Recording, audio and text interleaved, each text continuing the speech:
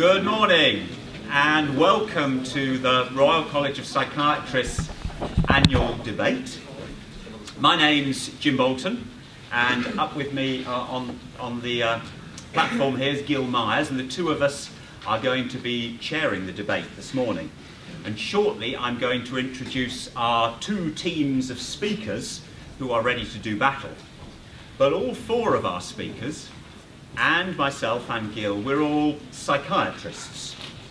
And I guess that most of you will have not met a psychiatrist before. Well, we're all doctors, but we're doctors who are specifically trained to treat illnesses that affect the way we think and feel and behave. Illnesses like depression and anxiety, eating disorders like anorexia, drug and alcohol problems, dementia, similar things to that. But are mental illnesses like this important? Many people think that perhaps they aren't important, that they're not very common, that they're not going to happen to them. And I think part of the reason for that is it's not always easy to tell if somebody has a mental health problem. It's easier to tell if somebody has a broken arm, or we can look down at their throat and see that they have swollen tonsils and tonsillitis, but it's not always straightforward to tell if somebody is distressed or depressed. So I'm going to try a little experiment first of all.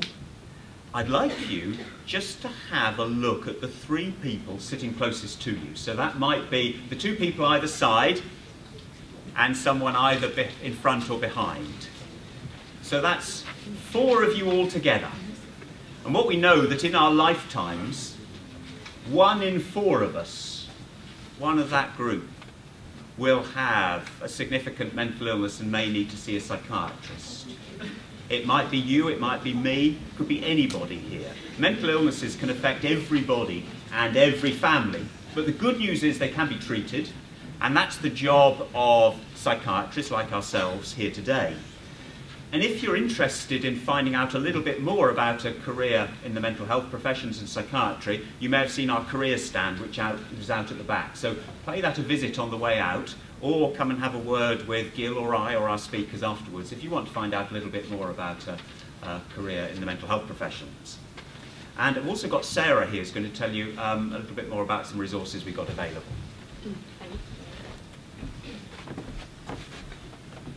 Hi, so we've made some special mental health packs aimed at schools. In these we provide 14 fact sheets on different disorders. They tell you a bit about the disorders, what the symptoms are, and real life case studies. There's also people that you can contact on free phone numbers. I'm available all day. I'll be down at the registration desk if anyone wants any more information. Thank you. Thanks very much, Sarah. Well, the building we're in today is the headquarters of the Royal College of Psychiatrists. Doctors like us on the panel, we work at hospitals and clinics outside, up and down the country, but this building is not a hospital, but it is the headquarters, and it's where the staff of the college work. And it's thanks to them that we've all got together today. Particularly Thomas, who you might have met on the front desk downstairs, who've coordinated everything, and all the team who are behind the scenes. So I'd like you, if you wouldn't mind, to join me in giving them a round of applause, and thanks for that.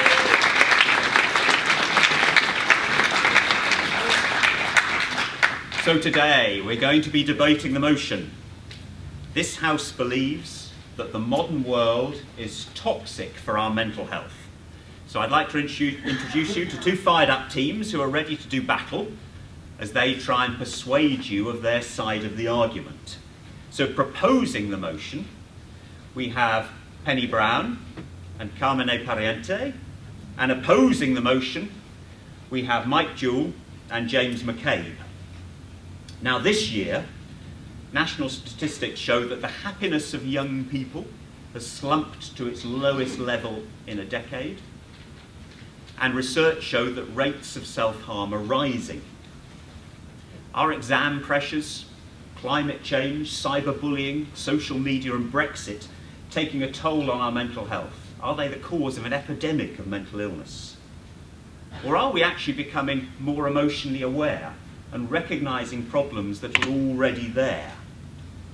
Is the modern world really more stressful than it was in the past? Or does it in fact give us new ways to recognise and support people with mental health problems? So our two teams are going to explore those issues as they debate the motion This house believes that the modern world is toxic for our mental health. What we're going to do shortly is get an idea of what your views are on this motion before we begin. We'll give our speakers an idea of what they're up against.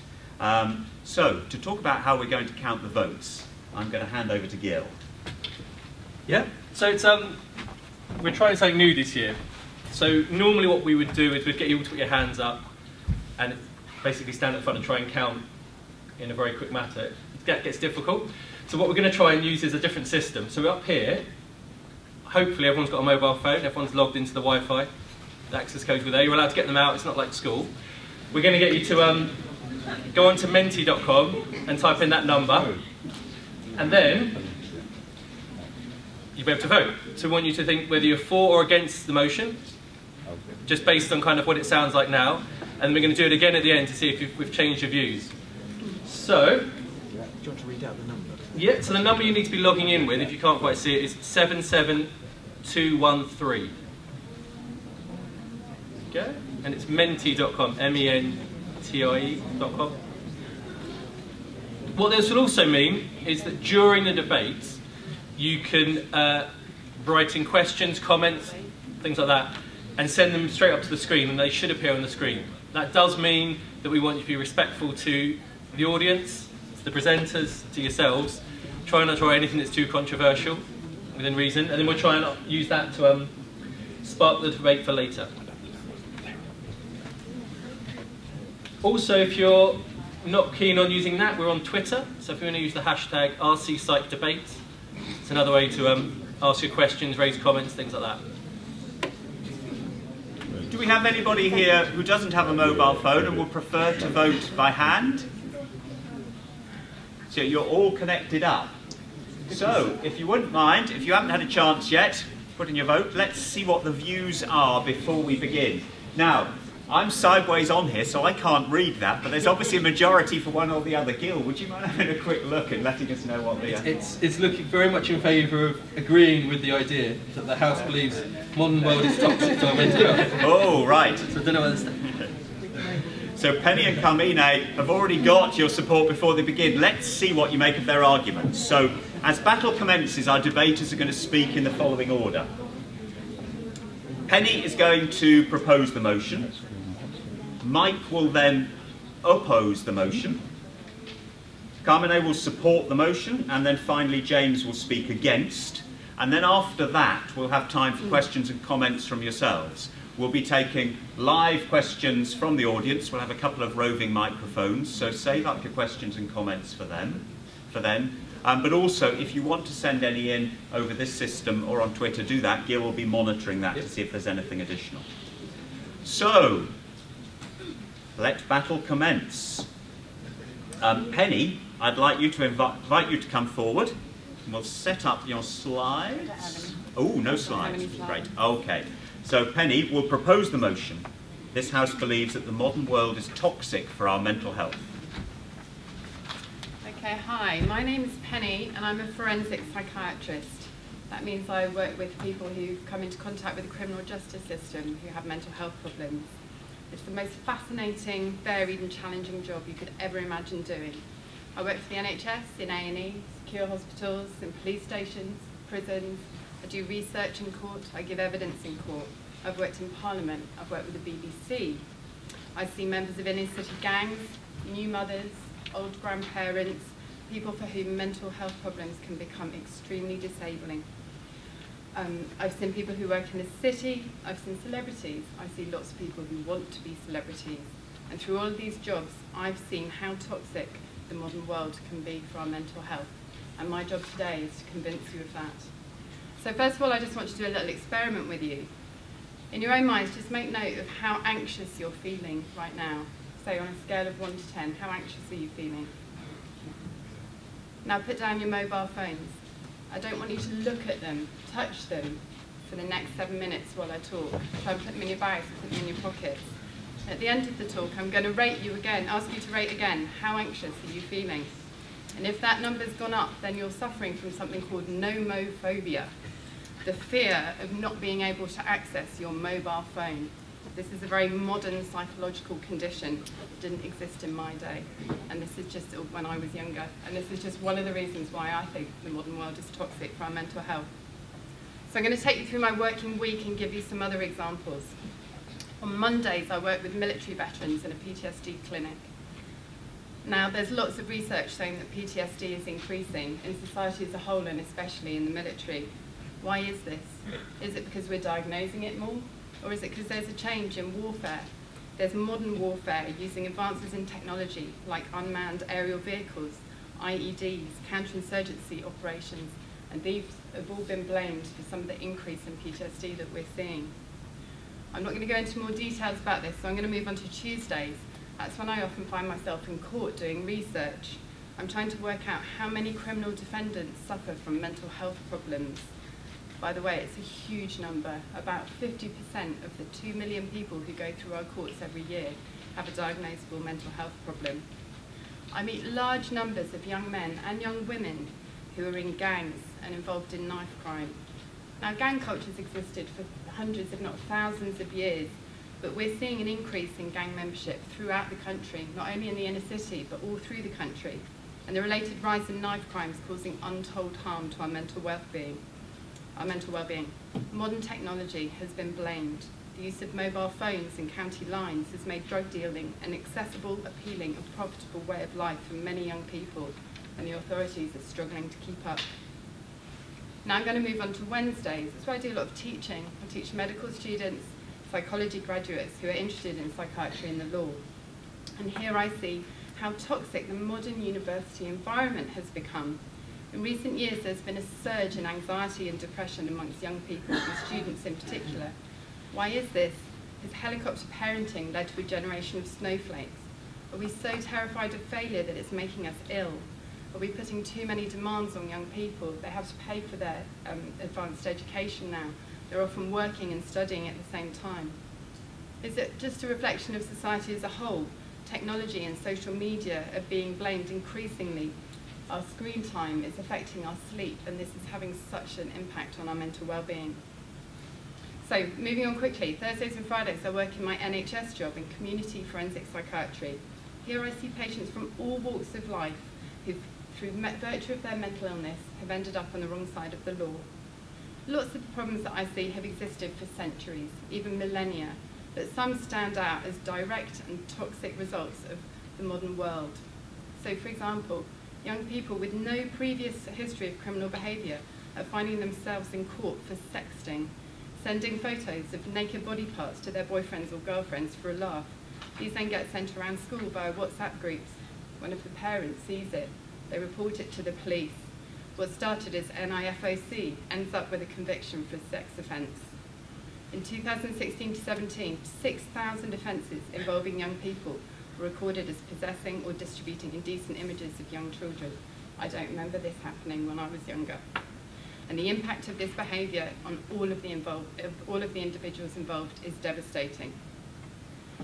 So now we've got to the weekend. This is time where I can relax and spend time with my family. No, modern life is such that I often find myself working on Saturdays. I love my job so much though, this is quite interesting. I assess the well-being of reality TV contestants. Did you know that psych assessments for reality TV shows are going to become mandatory, partly because of the recent suicides of former Love Island contestants? The government has even launched its own inquiry into the well-being of reality TV contestants. Why is reality TV so toxic? So let me give you an example of a show that I worked on. Imagine you live in a flat. You've got no access to the outside world, no contact with other people other than via your computer or mobile phone or tablet, which I hope you haven't looked at since I started. You don't meet anyone face to face. All of your communication is over instant messaging and WhatsApp groups. You portray yourself by means of a profile picture. It might not look anything like you. It might even be someone totally different, someone who's a bit more appealing to everyone else. You might pretend to be younger or older, a different gender, a brain surgeon, an underwear model. You might be a catfish. That is someone who deceives others by using a fake social media profile. And everyone you meet may also be catfish, not who they say they are, but you don't know. not until they've fooled you, or publicly humiliated you, or conned you into giving them money, or conned you into sending them naked photos and then blackmailed you. So, back on the show, your success is measured by how many people like you, or like your photo, like your bounce, like who you're pretending to be. You gain followers, the more people you get, the more people like you, the more people follow you. You start getting paid to write about yourself. You start getting sent free makeup, free clothes. The more free stuff you get sent and the more followers you have, and it just escalates and escalates. The more followers you have, the more abuse you get. Name-calling, fat-shaming, racism, death threats. Then you start following others, obsessively. Is your life as good as theirs? Are you paralysed by FOMO? As screen time starts taking over, so does depression, anxiety, body image problems, paranoia, loneliness, addiction, anger, suicidality. I don't know if I'm talking about reality TV anymore. I think I might be talking about the modern world. Now, working with the media has made me much more aware of aspects of modern life that I never knew existed. Influencers, bloggers, catfish, trolls. And alongside these modern concepts, we've got modern mental health problems. I'm about to finish, but let's just quickly return to your levels of anxiety. How have you felt not being able to not being able to access your mobile phones for a few minutes? You don't need to tell me now, but I hope your votes at the end will show that I have persuaded you that modern life is so toxic for our mental health. But before I finish, I also want to persuade you that you can actually do something about this. Some mental disorders are completely preventable, and most of them are treatable. So we need young people like you, who have grown up navigating the modern world, unlike the old fogies like me. We want you to choose psychiatry and bring your knowledge and experience to help us to tackle this epidemic in the future. Thank you.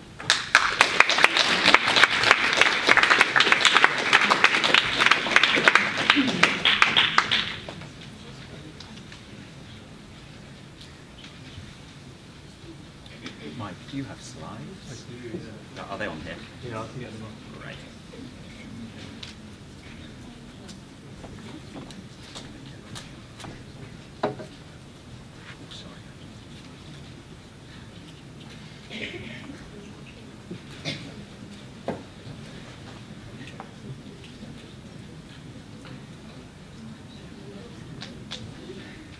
Well, thanks very much to Penny. Now it's the turn of Mike, who is going to oppose the motion. Well, sounds like I've got a very arduous task. But I just want to start by saying that it's all not, doom and gloom. And I want to begin by adding to Dr. Bolton's point he alluded to at the start, which is about the nature of psychiatry. So psychiatry is a conceptually rich and complicated field, and it straddles both the sciences and the humanities. Now, our side are going to be offering arguments both from science and from the humanities. So my colleague will be bringing to bear the scientific facts which disprove the house, and I will be offering conceptual arguments about the meaning of mental health. Okay. Now, given that we have a very bright and exceptionally intelligent audience, I think you'll appreciate the scope and breadth we are delivering today. Now, just a brief point about the formality of this debate.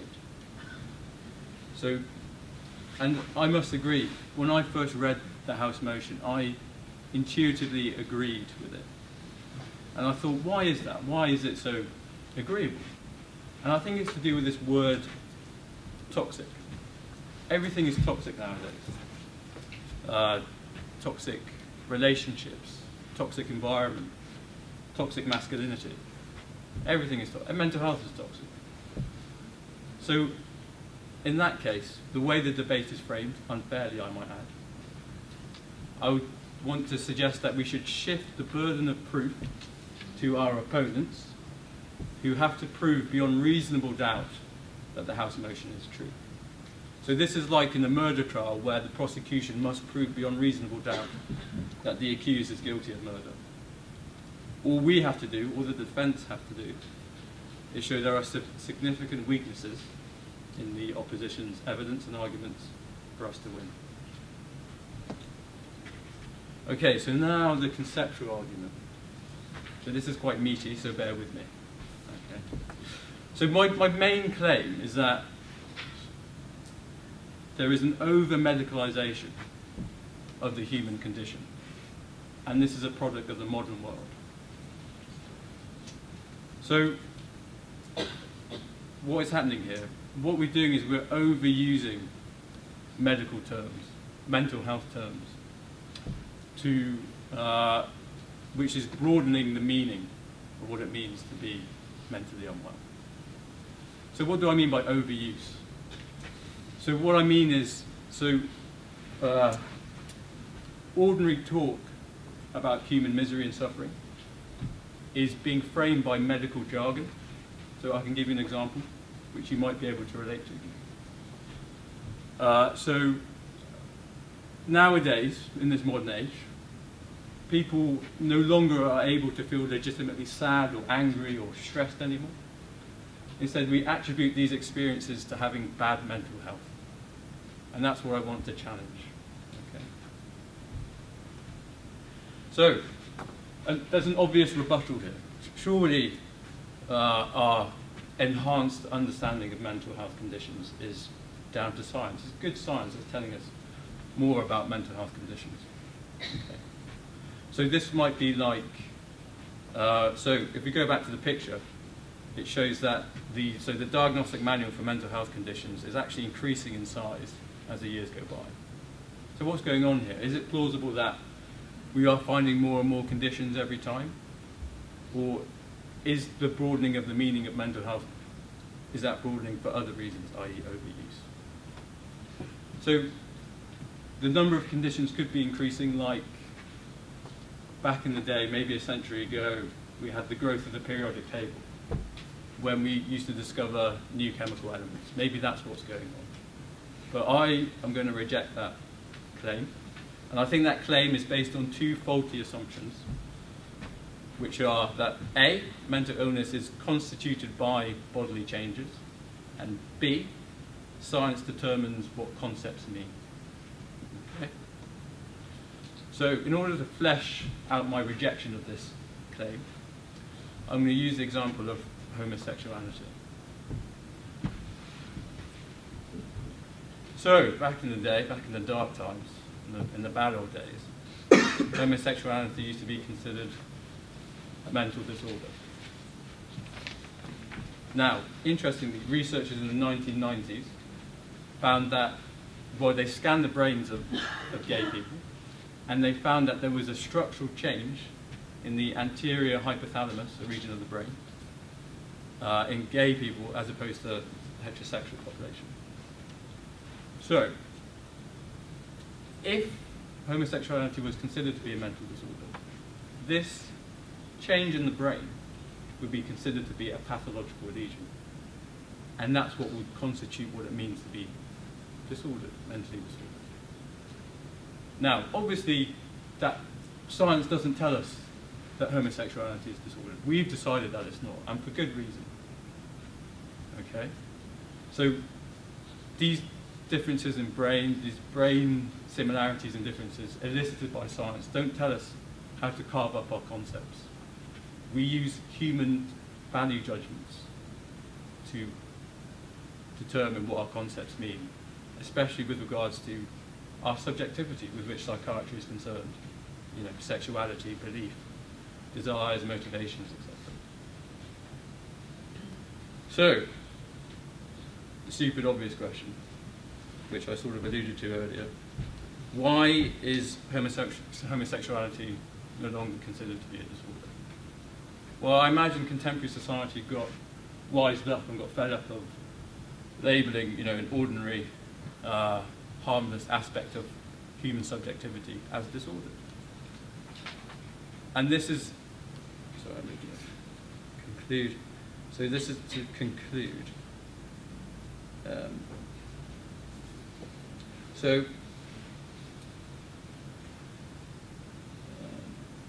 The point is that we, our society, culture, etc., decide how we should use concepts. And this in turn drives what our concepts mean. not science. In modern times, we are overusing mental health terms, so the meaning is broadening. Therefore, it only gives the illusion that mental health is an increasing problem. I therefore implore you to decide, by voting against the House, that although modern life, which Penelope alluded to, might be contributing to new and challenging experiences via social media, etc., but we need not necessarily medicalize these experiences. Therefore, what constitutes mental health remains disciplined and doesn't become too broad. If too broad, the danger is that the concept of mental health becomes meaningless. Thank you.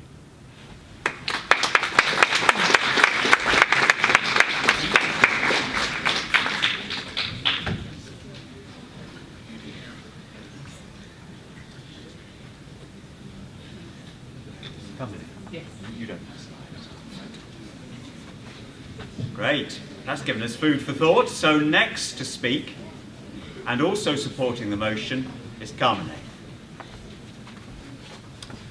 Well, good morning, everybody.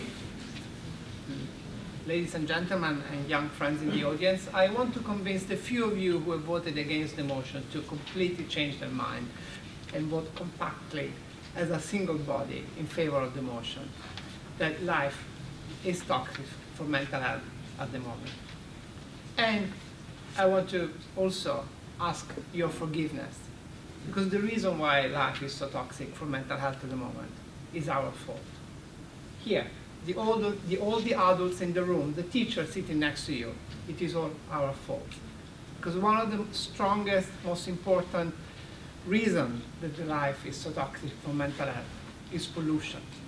And that is all our fault. Now, you may think of pollution as something that only affects physical health. We all know that if we drink polluted water, we may feel sick, and if we're living in a city full of smokes, we will have breathing problems and throat problems, and so on. But actually, there's data showing more and more that pollution across all systems, air, water, noise, light, and global warming, directly affect mental health, for which, again, I can only ask forgiveness. This is all our fault. Now, if you think about pollution, the air pollution, one of the problems is that you actually don't see it. Of course, if you are in some countries where most of the pollution comes from visible smokes, there have been pictures of New Delhi recently, completely dark because of air pollution, then you can see that. But London, and most cities in Europe and in America can have blue skies, and yet the air full of pollutants, including nanoparticles, CO2, which emission has doubled since the pre-industrial time. And all of this is linked to an increase in mental health problems. There have been clear studies showing that being exposed to polluted air, mostly during childhood or adolescence, increase the risk of developing mental health problems. In some cases, even severe disorders, what we as psychiatrists would consider and treat sometimes in the hospital, like bipolar disorder or schizophrenia. And we've done some work ourselves showing that in a large population of children, or now adolescent, 18 years old, that were born and grew up in areas where had high level of pollution, air pollution, had also more mental health problems. What about noise? Noise is the second most important cause of pollution, and unfortunately is going up. While air pollution is going down, or at least there's a big effort, noise pollution is going up. Cars, traffic, airplanes, trains, problems. And in particular, I'm worried about the noise pollution that probably a lot of you have just by pumping so much music aloud in your ears. Do you know that if you put a headphone and you put music as loud as possible in one of the many devices you can use, you can reach 100 decibels, which is similar to being close to an airplane taking off. And we know that this is enough to compromise your hearing. Not only your hearing, my hearing too, and all our hearing. And we know that population levels, if you live close to an airport or an area with a lot of traffic, there are measurable changes in your hearing. And there have been studies recently that in children as young as 9 or 10 or 11, where they've not been exposed to loud noise from the environment, but only from having access and using or overusing direct sounds in their ears to headphone, there is a measurable, small but measurable change in hearing. And they'll compromise school performances, cognitive development, and increase anxiety and stress and depression and headache. Light, as well, a big problem. We all used to wanted to live a life 24 hours a day, and again, that's our fault. Our generation is the one that started. We couldn't be happy just to go to sleep in the darkness as we used to do. We had to be able to go out to a restaurant and drink and watch TV and go to theater and drive in the light.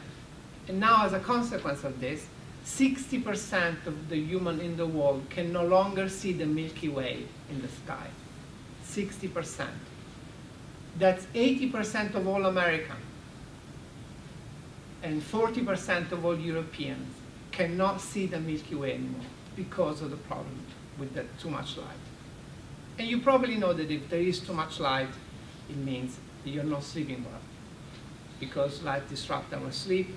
There are direct biological effects that if you turn the light on during the night, the light will stimulate our eyes and will suppress the production of hormones that help us sleeping. One of them is melatonin, which you may have heard. And this has a lot of consequences. Again, we know that a lot from shift workers and people that have to be awake at night because of the job that they do. And they have mental health problems, physical health problems, again, anxieties, depression, sleep disturbances, physical health problems as well.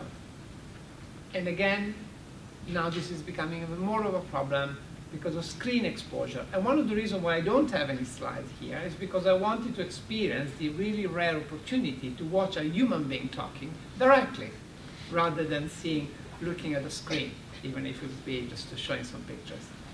Because that's something that we are not doing anymore, and not only young people, us as well. So remember, there's a reason why it's called blue light, the one that comes out on your screen, and that's because it has a problem with the wavelength, which specifically affects your sleep, which is the worst wavelength, is the worst type of light possible ever. So you may think that this is all doom and gloom, and probably you're, like me, you're more than me, you're worried about global warming. Not only because of the real potential consequences, such as weather changes and disasters that may occur with it, flooding, hurricanes, but also because, and we know this from data, that just the idea of global warming creates anxiety and hopelessness and despair because of the scale, inability to think of what can we do to reverse or change such unsurmountable task. So who of you is born in 2003? Raise your hand. So Greta Thunberg was born in 2003. When she was 10, in 2013, she started becoming really, really worried about global warming. And only 1 year ago, when nobody knew about her, in 2018, she started just spending time in front of the Swedish parliament protesting against global warming. It took only a few months to transform her into the hero that she is now, talking at the UN the UN building, leading the student strike in March, and now the recent September event where lots of people went into the street. So I want to finish with a positive note, again, as Penny has done, because admitting and voting for the fact that, yes, mental health, that this environment is toxic for mental health, does not mean they cannot change, does not mean that you cannot change. So if you're born in 2003 or any years before or after that, you can be the next Greta Thunberg, or you can be the next psychiatrist. You don't need to change the world at the world level. You can change the world by helping the people that you will encounter as part of the care that you will do if you work in mental health, like me, Penny, and in fact all of my colleagues do. Thank you very much.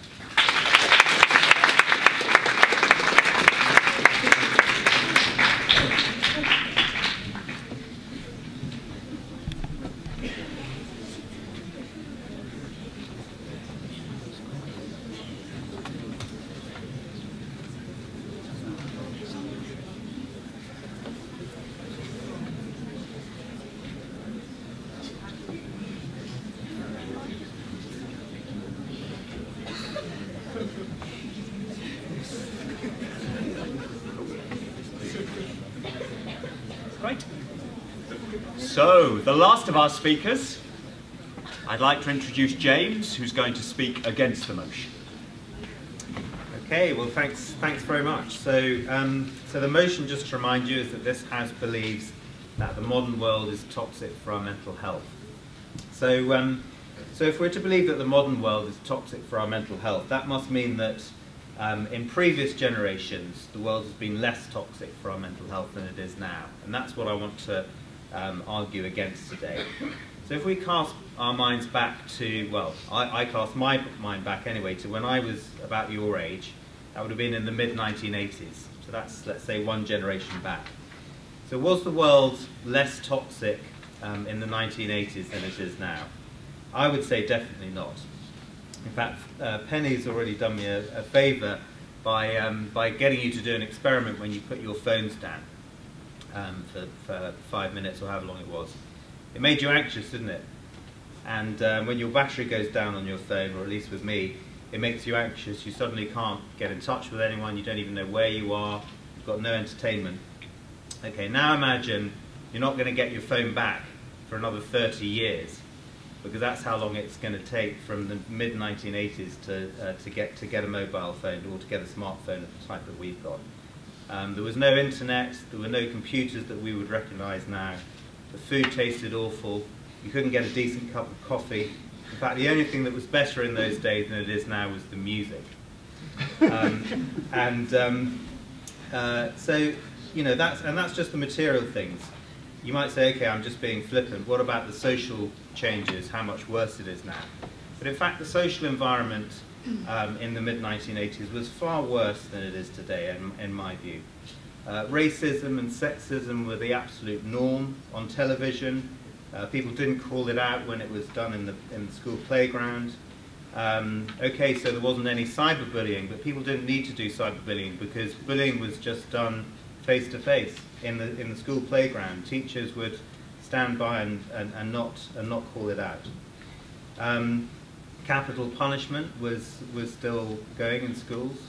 If you were naughty at school, as I often was, you would get beaten, and that happened to me a few times because I was quite naughty. Homosexuality was still considered a mental illness, as Mike has said. Okay, so you might say, well, it's worse now. The politics is worse now. We're in such a worse political situation. We've got terrible politicians. You know, we had Margaret Thatcher. She was no fun to grow up under at all. So this is, you know, 2019 is undoubtedly the best time in history to be alive. It's better than any other time before. We live longer than we ever have done. We're healthier than we ever have been. We're a more tolerant society, we're a more equal society, particularly gender equality. Rates of poverty have been declining ever since, well, in fact, they're still declining, especially in the developing world.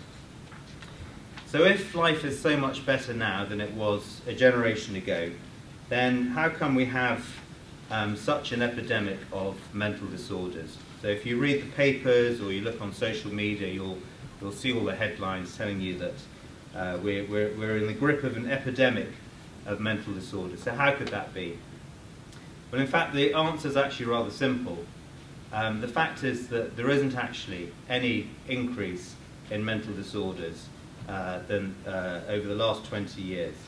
What's happening instead is that we're becoming more aware of mental illness. We're picking it up more. People are coming forward with it more because there's less stigma. And that's a good thing. But if you actually look at it objectively, and this is where I come in, because my job is as a psychiatric epidemiologist, so I'm someone who looks at rates of mental illness over time and across places and compares them.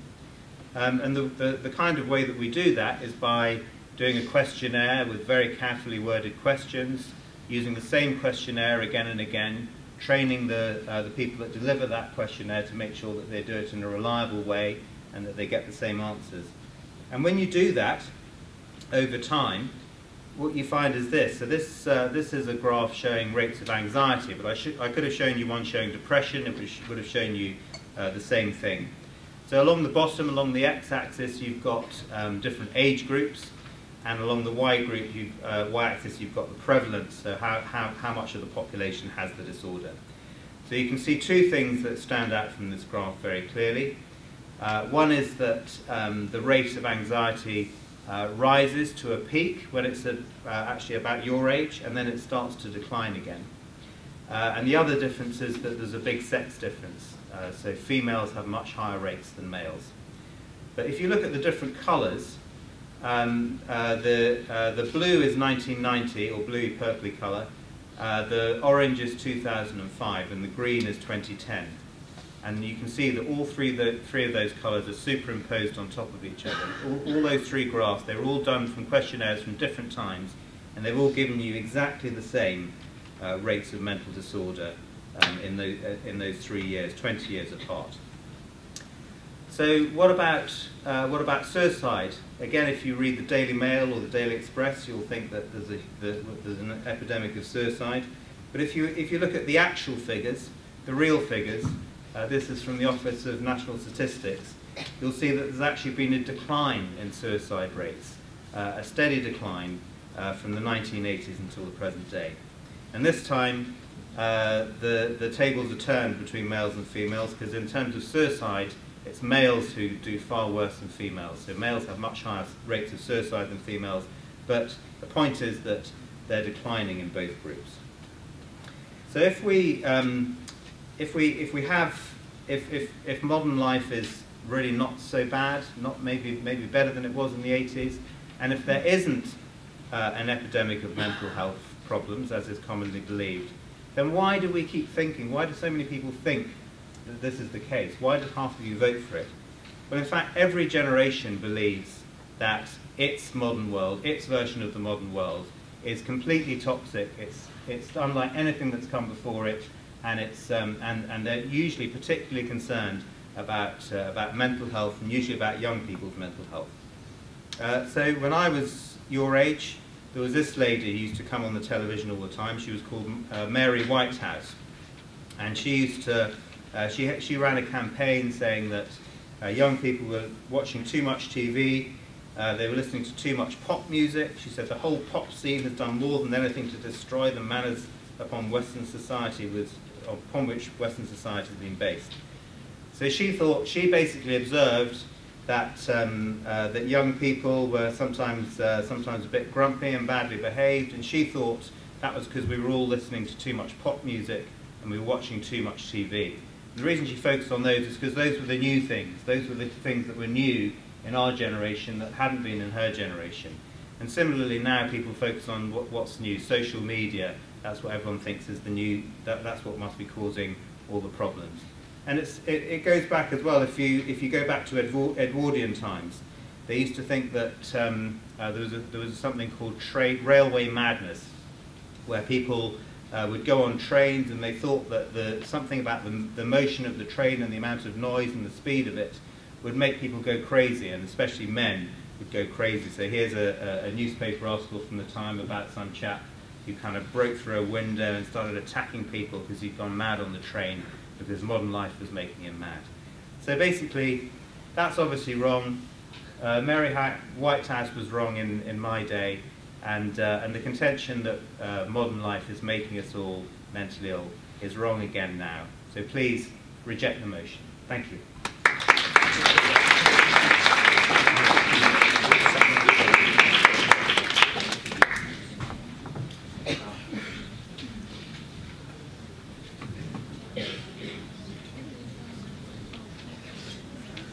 Well, I'd like to thank our speakers for some fantastic talks and some very persuasive arguments on both sides. What we'd like to do at this point is to take questions for our speakers and comments from yourselves from the audience.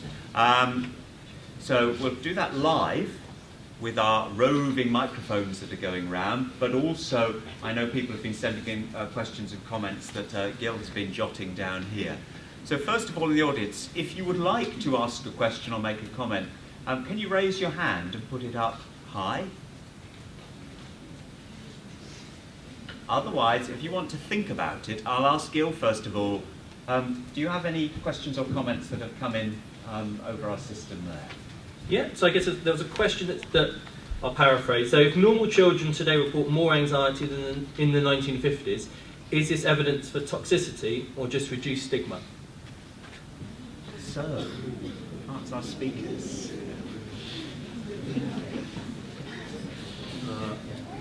Yes, could you use the microphone if you wouldn't mind that? Yeah, thank you. Well, I suppose I'll go back to my philosophical argument. Depends what we mean by anxiety, when anxiety is good and when it's bad. So I think there's a legitimate disagreement about this. So for example, there are situations when anxiety is good. When you're jumping out of a plane, you're skydiving, you're bungee jumping, you want to feel that rush. That's a positively evaluated experience of anxiety. But it also can be considered to be, in some situations, pathological. And one might say one has a mental disorder and one has an anxiety disorder. So again, it's open to debate. Well, now compared to previous times, whether this anxiety could be positively or negatively evaluated. Thank you very much. I also think that the two things are not mutually exclusive. I mean, maybe there are more children and young people that come forward and ask for help. But it may also be possible that more children and young people feel distressed or not supported by their environment because the society is different than it was 50 years ago. We are more mobile. It's more difficult to maintain social support with our families or our friends because we move so much. The school are competitive, the environment is difficult. So maybe both things are happening. Thank you. Did anyone want to use the microphone to ask a question live, even if you've sent it in? Gil, do we have any other comments that have come through? Yeah, so there was a comment that suggested it's not, it's the way you use technology that determines how it affects you, not technology itself. So it's the use of the technology, so it isn't actually that things are toxic, it's the use of the technology. Can you go read that one again? So I say it was a common one of the questions to say that the way that we use technology determines how it affects you. Mm-hmm. So perhaps it's not the modern world that's the problem, it might be us and the way we use it. Any thoughts about that from us? Yeah, I would certainly agree with that. I mean, to take the example of bullying again, bullying has always happened. It's just that now we've got ways to bully people on social media rather than in the playground. And I think to some extent it can bullying through social media can be worse than it was face to face because it's more public. It's more public the humiliation if you're bullied on social media. But still, I don't think we should be blaming the modern world for it. Bullying is something that people have been doing to each other for generations. We've just found a new medium in which to do it. But I would argue that some technologies are inherently bringing a level of adversity in, even if you try to use it as in the best possible ways, because this element of publicity of living a public life, which of course can go from being a reality TV star all the way to being on a WhatsApp group or on a Facebook, having a Facebook account, is something which has never happened before. I mean, our society has always been a society of relatively small groups where we would have our friends and possibly the people that we would then marry and have children in the environment that was living around where we were living in our village, in our small cities, and bad things were contained within a small number of people, a small number of them, of a smaller environment. And that has the fact that now we are so publicly exposed to this. I think it's something which has never happened before. I mean, I'm older. I'm supposed to be more resilient. James has shown the data, the picture of the anxiety level going down from your age all the way to our age. And okay, maybe I was more anxious when I was your age, but still today, when I get criticized on social media for something as part of a scientific debate, I feel much more vulnerable than even just 10 years ago, when I just had a colleague raising his hand or her hand and talking to me in a room with 50 people. So that's changing, and if it's so bad for us, I'm sure it's going to be even more difficult for you. Thank you. Yes, we've got a question here. Got the roving microphone coming round, if you wouldn't mind. Oh, you're being advanced on both sides. There we go. Thanks, Sarah. Hold it up quite fairly close. It's not very... Think about these public-private spheres, because although social media makes our lives very public, we're also very isolated. And we've got no sense of kind of sharing our emotions. We deal with difficult situations. We have to deal with them on our own in an isolated environment. And that's where people can't cope. I think for young people, they're not getting out and having that kind of shared experience with friends where they can ventilate and discuss their emotions to help them cope. They're left in these kind of bubbles, contained.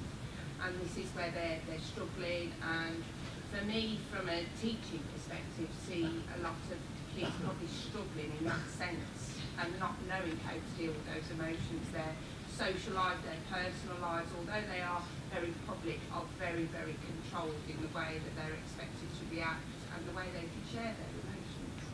So perhaps social media is toxic. It isolates us rather than connects us. Mike or James? I think I'm not here to defend social media, because that's not that I think was the topic of the debate last year. But I think social media has its positive benefits as well. Otherwise, we wouldn't use it, would we? So people find it affirming. It is a way of people sharing their emotions and of supporting each other as well on social media. So it's not all bullying. Of course, it has. Social media is a medium, so it's just a form of communication, and so it can have positive and negative effects. But in terms of, I suppose I've mentioned just social media, but in terms of young people and the expectations on their lives, working longer hours, not having time for family, people have just got no time to do anything at all that's not organised. You do your shopping online, everything is very controlled. People have just got no time, they're very time poor to kind of, which I think is very bad for mental health. I thought shopping online was supposed to save you. I know, but I mean, everything is controlled. We have no time to do things. We have no time to do things. Penny, you've got a point. I think I would agree that it's isolation in particular, rather than just social media, that is problematic. And part of what else is making us more isolated is that we travel more for work, we travel away from our families. Yeah. If you watch nature documentaries, you see how animals naturally form groups, form tribes. They're social creatures, and we are very social creatures, and we need human interaction. It's very therapeutic. Human touch is known to be really important in young babies. Just that physical contact with your baby, stroking your baby, reduces the chance of that baby developing mental health problems in later life. And the more we isolate ourselves and rely on sort of virtual communication rather than that physical contact, I think that is what's causing a lot of the mental health problems. Social media is contributing to that. It has its positives, because actually there are some people who can communicate better using social media, especially with autistic spectrum disorder or difficulties with that face-to-face social interaction. There are benefits to social media, but it's part of the problem with modern society that we are more isolated. We're less close with our families and our friends that we used to be, and that's a huge issue. Thank you. Another question down in the middle. You could say that the modern world being toxic for mental health is subject to someone's environment, considering different environments, different communities, they have different stigmas and social norms, and that gives people a sense of like different resilience to something such as, say, what someone might consider bullying or just objective opinion. So do you think that the modern world being toxic to someone's mental health is more subject to their environment, or throughout the world it is toxic? So do we think, is it a global phenomenon, or does it depend on the society that you live in? Yeah. Should we ask our speakers if they have any thoughts on that? That's quite a lot to think about, that big concept. So might it vary between different societies and groups?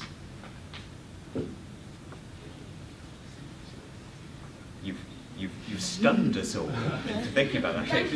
Well, I don't think I can make maybe more of a global point about civilization in general. And you can borrow the research from Steven Pinker, who's a famous American psychologist, and he showed that through, these are the facts, these are the scientific facts, through empirical studies like the graphs James showed earlier. Standards of living have improved considerably since the 1960s. And with that increased modern comforts come reduced human misery, reduced suffering, and a corollary of that is reduced mental health. I mean, looking at it globally, there is evidence that mental health is a global problem. It's predicted that by 2030, depression is going to be the biggest cause of morbidity, sort of ill health around the world. It is increasing globally. It's not just in Western societies where mental disorder is becoming more, well, seemingly becoming more prevalent. It may also be the reason why mental health issues are overtaking physical health issues in terms of burden of care, is that there have been great advances with medicine that we're not seeing in psychiatry. We're becoming much, much more aware of mental health problems, but there haven't been great advances in how we actually treat them. So while we're living longer and the population is growing, we've got especially an aging population, that's putting huge pressures on societies throughout the world that I think is also contributing to mental health difficulties. Yet we haven't seen these same advances in psychiatry to manage that increase in disease burden. I think that's part of why we're seeing this picture around the world. And also, I just want to kind of point out, in response to both my esteemed colleagues sitting to my left, that improvement in life's condition doesn't necessarily mean happiness. I mean, of course, we all want to have a roof on our head and food on our table and feel safe that we're not going to be killed by a bullet because there is a war. And there is this basic element of life, survival. It's what kind of makes us humans. But we also know that once you've guaranteed, you establish some level of well-being through food and shelter and safety, actually happiness is not so much about how much you have, how comfortable is your life. It's much more about values such as friendship, love, spirituality, intimacy. And these are things that improving conditions in society will not change positively. That will, as the society may become richer and their spirituality level may become lower. And I'm not sure whether the richness, the practical richness will compensate in the lack of happiness that we will experience by our spirituality decrease. Any other questions or comments in the audience before I ask our speakers to wrap up with any conclusions? Yes, one more at the back. Sorry, I forgot your names, but the people who said that they didn't get mental health, and the argument was that it was because everything become overgeneralized. How would you then explain things like new disorders that have come up in the DSM that are explicitly linked to things in the modern world, like excessive use of video games and like social anxiety disorders that didn't exist before, that have physical basis, so that have like differences in brain chemicals and physical symptoms.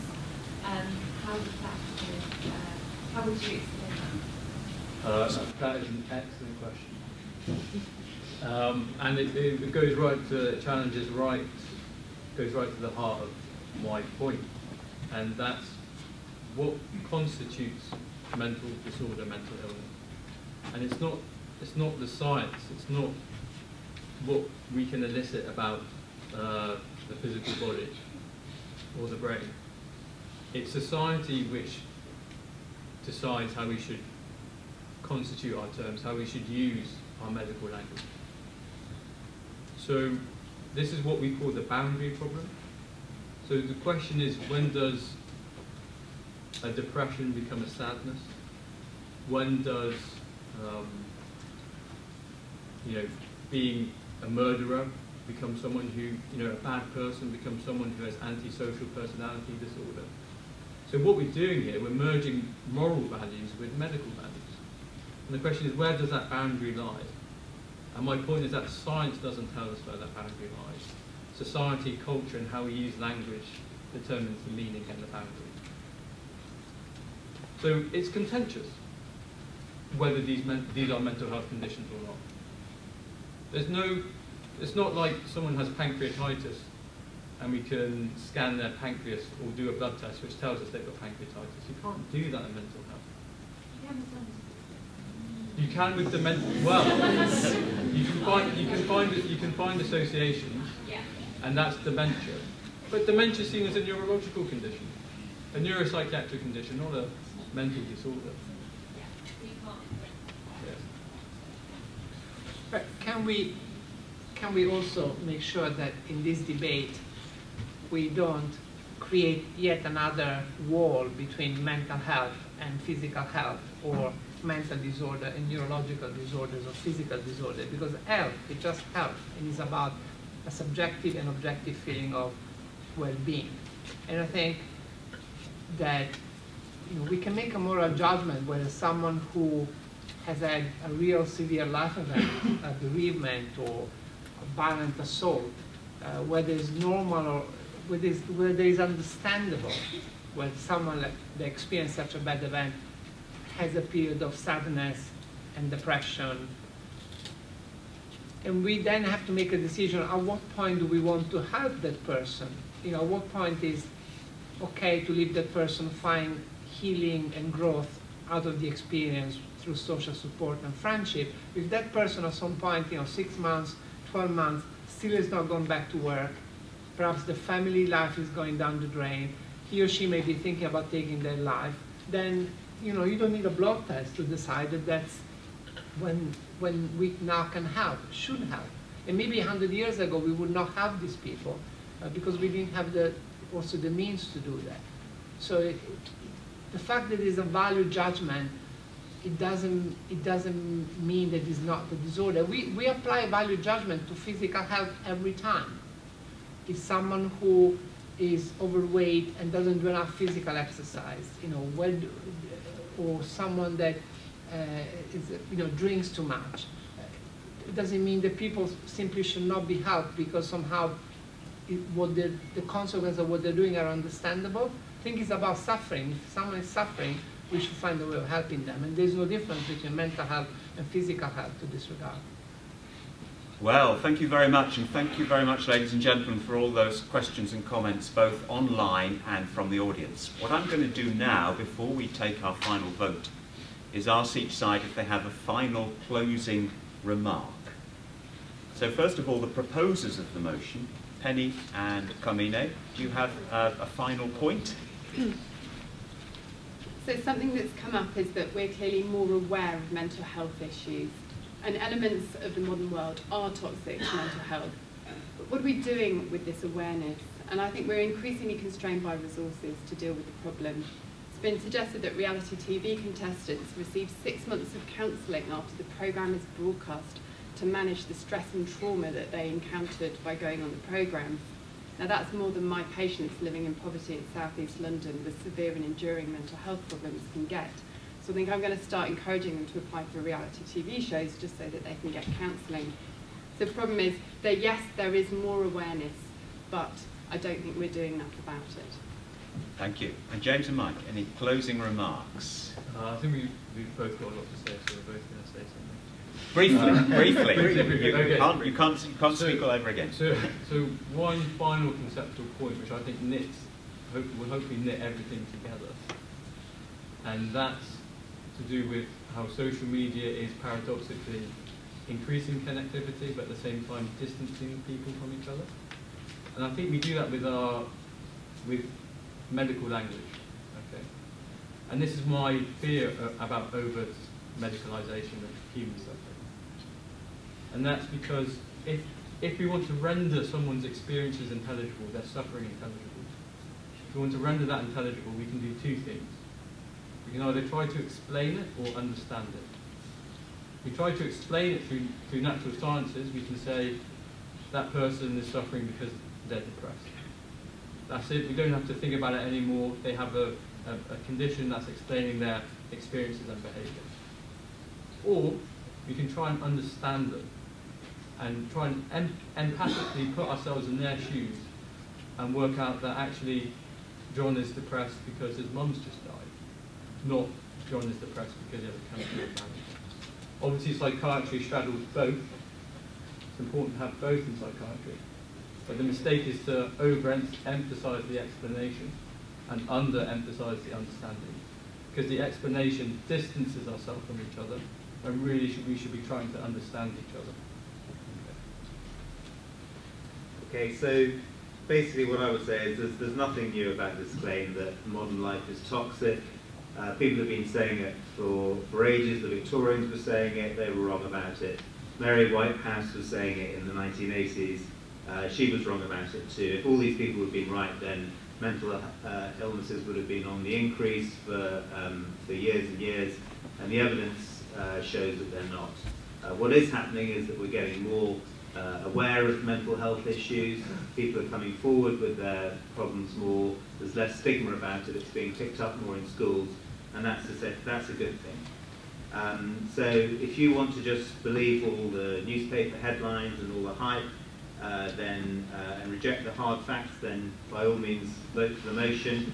If, however, you're interested in following the evidence and you want to reject this fantasy that everything was better in the old days and the world's going to hell in a handcart, then you should vote against the motion.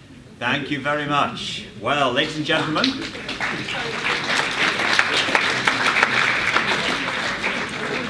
it's now down to yourselves. So we'd like you to vote for whichever side has convinced you of their side of the argument. This House believes that the modern world is toxic for our mental health. If you agree with Penny and Carmine, and you vote for the motion. If you agree with Mike and James, will you vote against?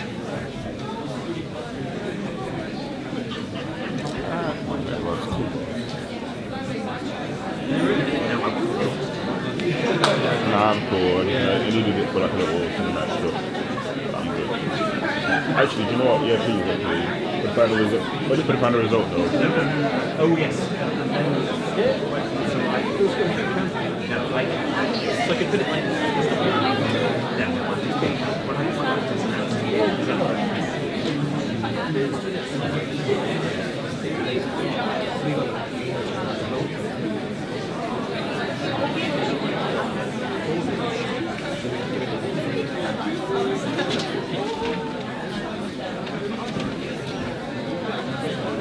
What Gil has done is to remove the graph so that you can't see who's winning.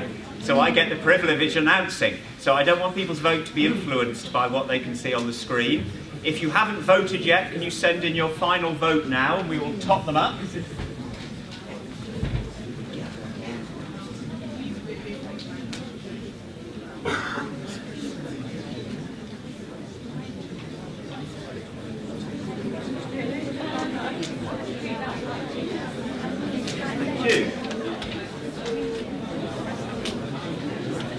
Ladies and gentlemen, you've cast your votes.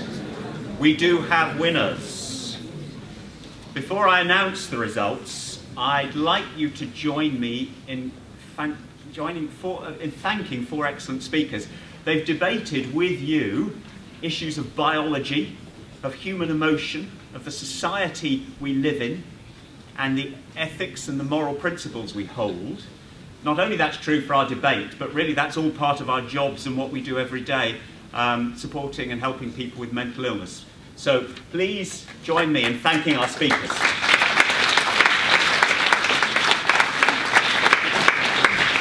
As we say, if you would like to know more about a career in psychiatry, then there's the desk out there, and there's also as Sarah mentioned, we've got some information more about mental illness that you might like to consider available downstairs. So, I'd like to thank you all for coming and listening and supporting our teams. I'd like to wish you a safe journey home and a very happy Christmas. But how did you vote? Before we heard the motion, this House believes that the modern world is toxic for our mental health, 102 people voted for the motion and 16 against. After hearing the arguments, 57 people voted for the motion and 72 against. So I announce that Mike and James are the winners.